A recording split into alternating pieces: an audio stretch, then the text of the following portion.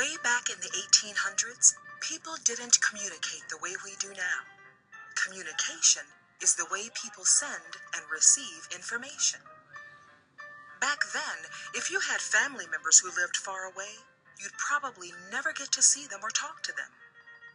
California was especially far from the rest of the United States and was difficult to reach.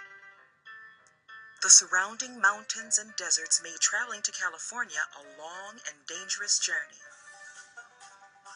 So people in California needed a new technology to help communicate with the rest of the world. Technology is the use of scientific knowledge to solve problems. What forms of technology did they use? They used horsepower. Stagecoaches carried mail to people all over the United States.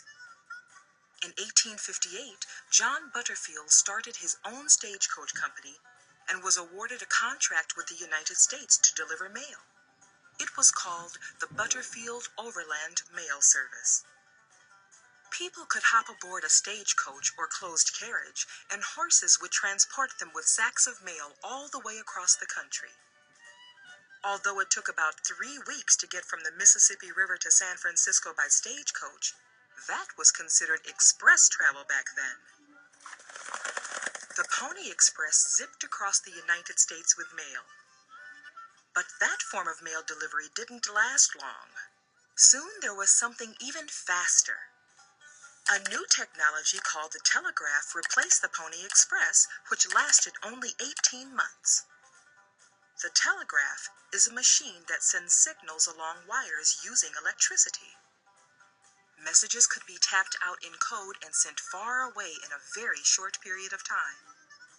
It was a much faster way to communicate. Samuel Morse created a practical telegraph in the 1830s. In 1861, Western Union started the first transcontinental telegraph line. It carried messages between the East Coast and San Francisco. Messages could now travel faster, but how could people travel across the country more quickly? All aboard! Laying train tracks across the United States would take a long time and cost a great deal of money. Civil engineer Theodore Judah had a plan to speed things up. A civil engineer is a person who designs structures such as roads, bridges, and machines. He found investors to help him put his plan in motion. An investor is a person who gives money to a company with the hope of making money later. This group of investors formed the Central Pacific Railroad Company, and soon after, workers came from across the country and around the world to lay the tracks for the railroad. Thousands of Chinese workers came to California to perform the difficult and sometimes dangerous work required to lay railroad tracks. The Central Pacific Railroad headed eastward from Sacramento. Another railroad, named the Union Pacific Railroad, headed westward from Omaha, Nebraska. On May 10, 1869, the two lines met in Promontory Point.